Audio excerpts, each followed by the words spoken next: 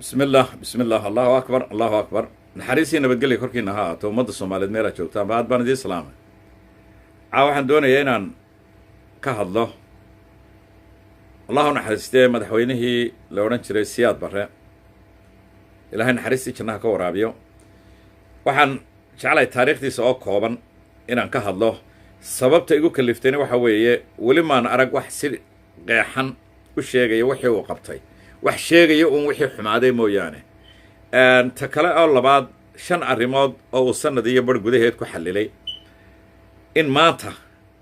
ay tahay shanta dhibaato ina haysta bal haddaba sidoo u xalilay iyo muddada yar ee uu ku xalilay ama uu dhibaatada ku soo afjaray oo ay kamid ahayd nabadgelyada oo aan oran karo boqolkiiba boqol buu sugay dalka musuq maasuqa oo ahaa boqolkii 75 ama 80 marayay oo uu 5% ku soo celiyay sidaan qiyaasay markii aan baaray research ka sameeyay qabyaalada iyo qaraaba kiilka oo boqolkiiba boqol tirtiray ama aan oran karo boqolkiiba 99 markaana marayay boqolkiiba 90 marayay waxbarashada iyo caafimaadka aan oran karo wuxuu ka qabtay boqolkiiba 60 buu wax ka qabtay ama 70 sinaanta iyo cadaaladda oo sinaanta aan oran karo boqolkiiba boqol buu simay intay horta maanta u baahanay waa intaas haddaba sidoo xalilay bal dadko waan idinka sheekayn doonaa haddaan hore looga sheekaynin ee wixii ka qalloocday in laga sheekayn jiray waxaan idin sheegayaa mid digniina Siyaad Barre arrintan aan ka sheekaynaya waxa weeye ilaa maalintuu gaarigu la qalimay dhowr 80kii wixii ka horeeyay markuu gaarigu la qalimay caafimaadkiisa gaboosa laga waraysan doonaa taa ka hadli maayo mana xisaabinayo runtiina ma jecel dadku inay xisaabiyaan wixii inta ka dambeysay laakiin bal inta ka horeysay wixii uu qabtay ayuun ba ka hadlayaa wixii inta ka dambeysay qalloocday anigu shaqo kuma lihi isna u malayn maayo inuu shaqo ku lahaa haddaba waxaan inta uga gudbayaa marka hore taariikhdiisa soo yaro gaaban inaan dadka idinku simo ilaahay Siyaad Barre waxaan oran karaa ninkii ugu daacadsanaa buu ahaa Soomaali ninkii ugu wadanisanaana uu ahaa haddii uu koow noqdo anigu garan maayo qofka laba soo gelin kara ee oran kara ka labaad buu ahaa laakiin anigu waxaan u haystaa ninkii koowaad yahay Siyaad Barre wadaninimo iyo wadan jacayl iyo cadow nacayb Siyaad Barre ina yar buu ahaa ilaa 9 jir buu ahaa meelaha geel baa ka lumay Siyaad Barre dhigta wuxuu ka maqli jiray niman ay isku qolo yihiin oo isku reer yihiin baa Talyaaniga u tageen dabatana askar baa la qolo beredweyne meel la yiraahdo buu joogaa Talyaanigu ninka wax qora shaqo dadka siiya liira wax la yiraahdo la qaataa Siyaad Barre geel markuu lamay wuu baqday wuxuu sir waa lagu dili doonaa uu soo carray beredweyne yimid dhiisayga gurigiisu webiga dhinaciisu ahaa dabatana uu soo ag fadhiisan niman Soomaaliyeed u shaqeynayay war niman shaqan doonaya maxaa doonaysaa inay koox shaqan doonaya wuxuu yiri Talyaaniga baa loo sheegay wuxuu muxuu doonayaa koox shaqo muxuu taqaanay waxba wuxuu dhiniyo waxaad ku tiraahdaa webiga ayaa rahu habeenkii ku ciyaar kama seexdo lacagan ku siiyay ma aaminsan karaysa caawa oo ma soo jeedaysaa Siyaad Barre balada ilaahay talentka iyo maskaxda uu siiyay baan idinka sheekeynayaa in ay Soomaalida ku yar tahay 9 jir buu ahaa weligiina webi ma arag wuxuu uu dhegta ka maqlay oo ilaahay talent ahaan u siiyay in waxa la yiraahdo rahu marka quruurux lagu tuuro intuu sanqadha maqlaya aanu hadlin ee usnabo ballidu ku bartaan filaya laakiin Talyaanigaas uu ka waayay Soomaali ka aamusiya hurdalaanta uu rahu ku riday quruurux buu soo urursaday jawaana marka uu in yar joogaba webigu ku daadiyaa oo kaga sanqariya habeenkii uu waayay sanqadh iyo ciwaayad Talyaaniga subaxii buu yiri wuxuu war inankii maxaa dhacay hal tamaan maqlin waxa la yiri yarkii baa loo yeeray waxa war maxaa dhacay maxaad sameysay waxa sameeyay wuu Soomaali baa kii ugu horeeyay wuu intaas oo nin Soomaaliyeed baa weydiiyay waxaan iskaga qabtay raasaba inankaas xalilay horta halkaas ka bilaabay 1935 na dagaalkii Talyaaniga ee ka dhacay wardheer iyo ka dhacay ee Talyaanigu ka qaaday Ethiopia ayuu la socday isagoo askari ah oo dhibooga ka soo baxay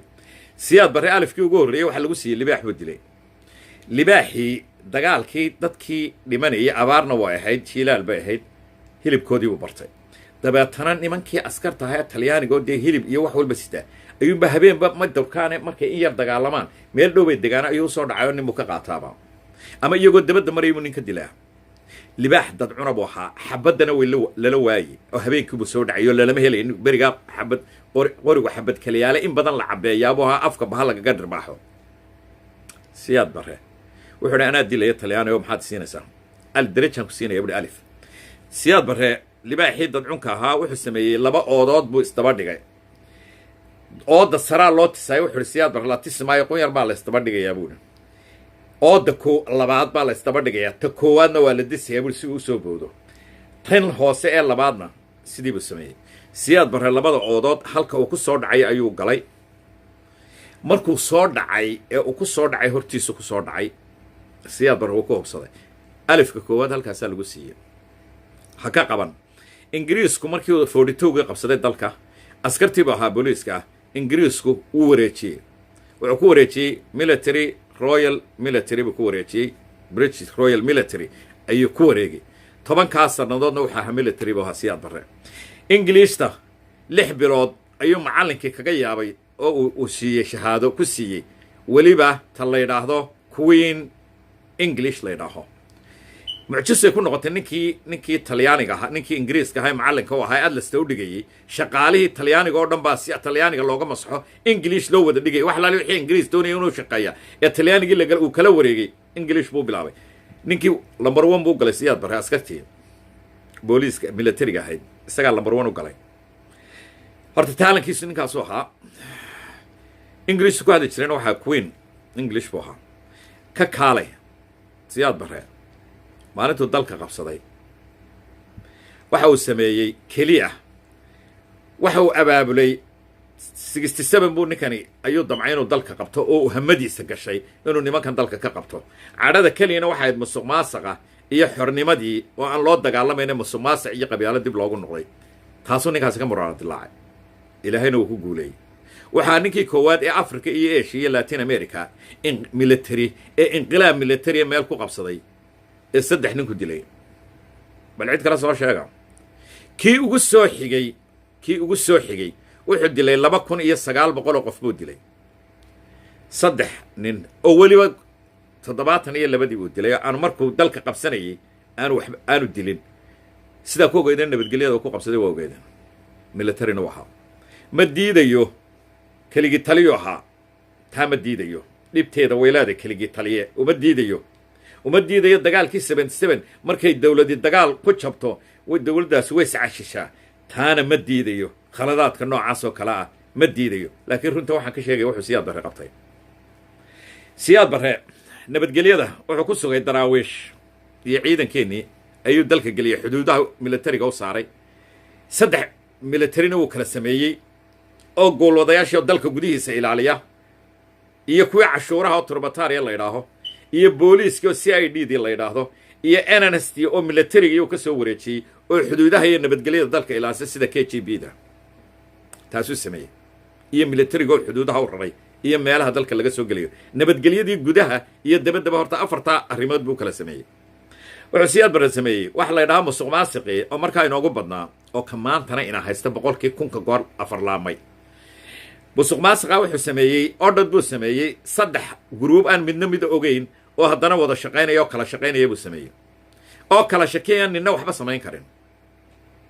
wuxuu sameeyey waa dil ninka shilin ummaddu leedahay cunaa ayuu soo rogayo 3 way wada shaqeynayeen nimanka la yidhaahdo maxaa ahayd nimankii la odhan jireen ordadko guruuba la daba dhigayay cid gaara baana ka shaqaynaysay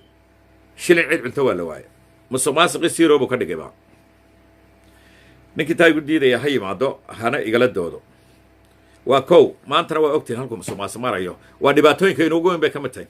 siyaad barre wuxuu sameeyey qabyaaladii iyo qaraabakiilkii wuxuu shaqada waa laga erayaa waana 6 bilood 6 bilood oo xadhiga ninka qaraabakiil lagu qabtay qof ku qora ee lagu qabto wuxuu sameeyey siyaad barre secretary-ga wasiirka secretary buu hoos dhigay secretary-gana xoghayo hoos dhigay xoghayahana wuxuu hoos dhigay nin dawladda ka socda iyo hoos dhigay oo hoos ula shaqeeya buu hoos dhigay ninku dhacay karayay ma jirin wasaaradda shaqaaluhu sameeyey wasaaradda shaqada iyo shaqaalaha cid walba way ka koobantay guddida dadka qoraya dadka imtixaan ka qaadaya taana muxuu ku xallilay 1970 ayuu xallilo kaliya 1970 wana uu hirgeliyey arrimahan aan ka hadlay idinkala hadlayo oo dhan uu hirgeliyey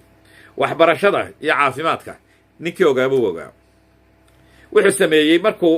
intaas sameeyey wuxuu bilaabay iskaa wuxuu qabso wax la yidhaahdo wuxuu sameeyey inji iyo ADC wax la yidhaahdo cashuurtii dalka wixii la rarayey ee dalka laga qaadayey qiimo saayiduu ka dhigay dalka wixii soo gelayena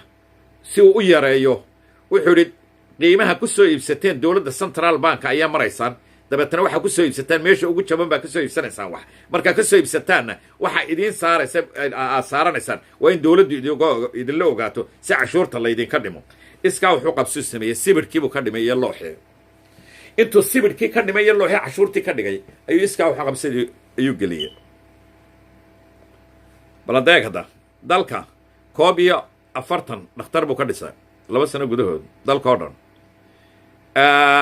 wuxuu dhisay 95 iskuul buu dhisay 2 sano gudahood bal hadda dadkoo daawada 95 iskuul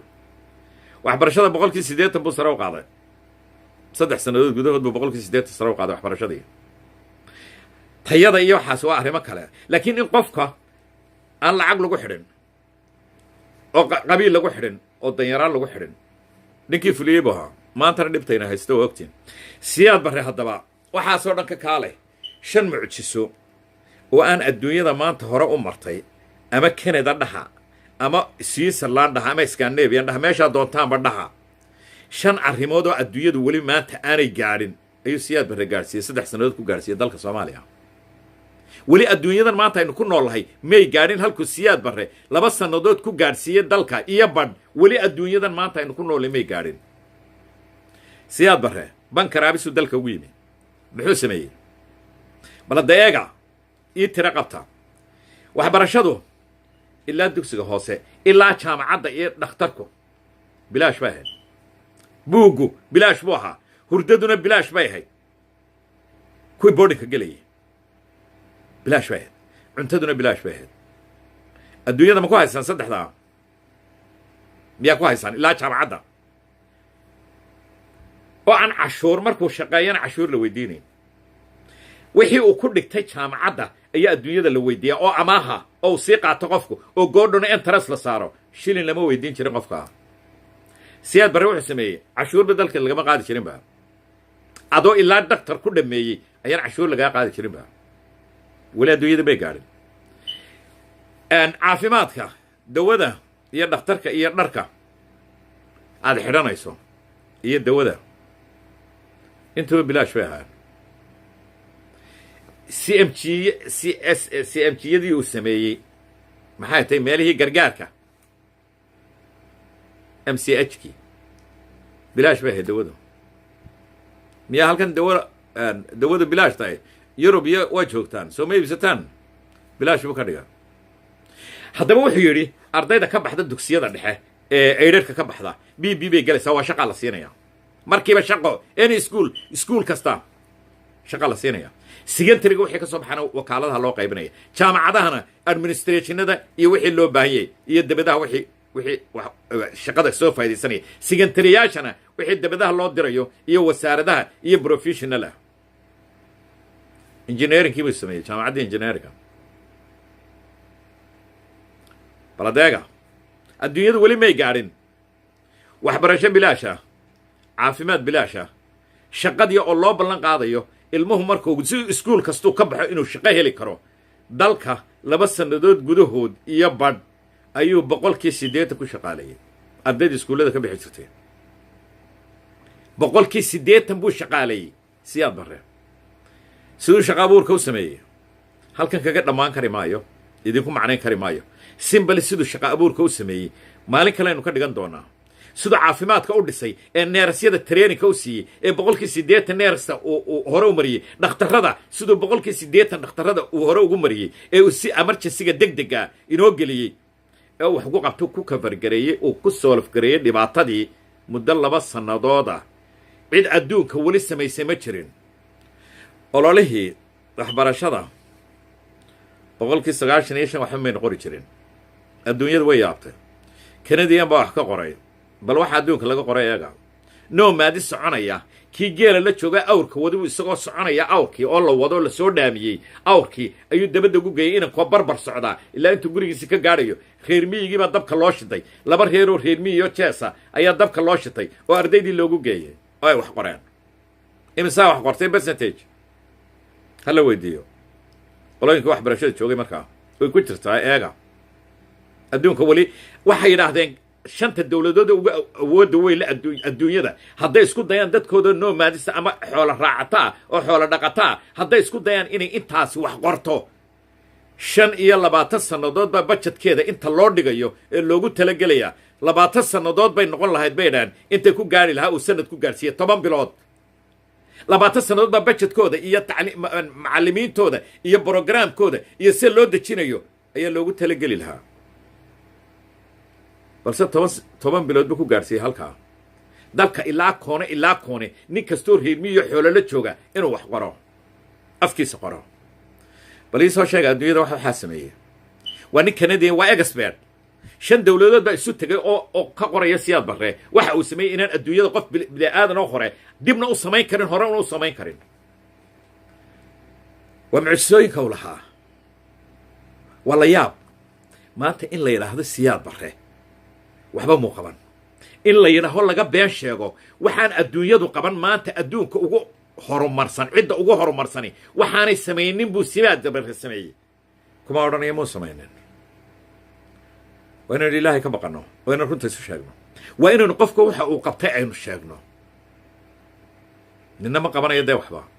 Siyaad Barre intuu qabtay haddaynu qarino oo aynu sheegi weyno cid kalena ma sheegi kartid runna kama sheegi kartid cidnaba run kama sheegi karo ilaahayna wuxuu ina faray inaynu runta ka sheegno wixii jira dad baa caayo yidhaah wuuna laayay Siyaad Barre iyo waxaasay idhaahdaan dowlad military ah ayaad qori u soo qaadatay oo aad jabhad u soo qaadatay oo weliba aad qabiil ku declare garaysay declare a war qabiil aad tiri cidda ku seexanaysa waayo ma isweydiisay 1981 wixii ka horreeyay wuuna laayay baan maqlaa meelaha ka maqlaa Siyaad Barre wax buu dilay cayn ka buu dilay ingiriiska orada Ireland Irishku waa kuwan waa ingiriis 300 sannadood bay dimuqraadiyad haysteen waa dimuqraadiyadda adduunka ugu horreysay iyo sharciyada adduunka waad arkaysa wixii Irish lagu sameeyey markay dhahaan ingiriis baan ka goosanay iyagu weliba may ku soo duulayno dowladda iyo madaxnimada dowladdan iyo baarlamaanka ingiriis kumay duulaynin oo may qabsanaynin waxa la meesheedaan goosanayna laakiin kuwa ka hadlaya jabhadaha waxa ku soo duusheen dalka oo dowladda haysato ayaa military oo u soo qaadateen hub bal ii sheega wixii ka horreeyay Erdogan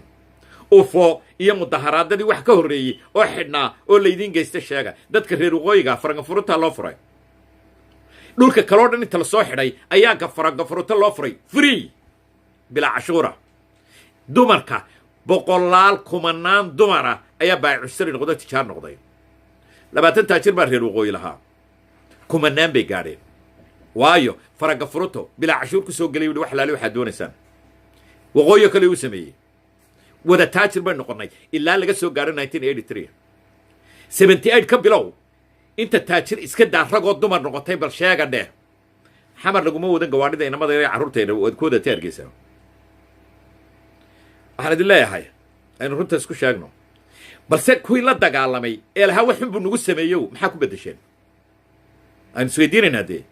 kuwa caynkaa lahay maxaa ku bedesheen ama xamar ha noqoto ama koonfur ha noqoto ama waqooyi ha noqotee maxaa ku bedesheen waxa ku bedesheen dil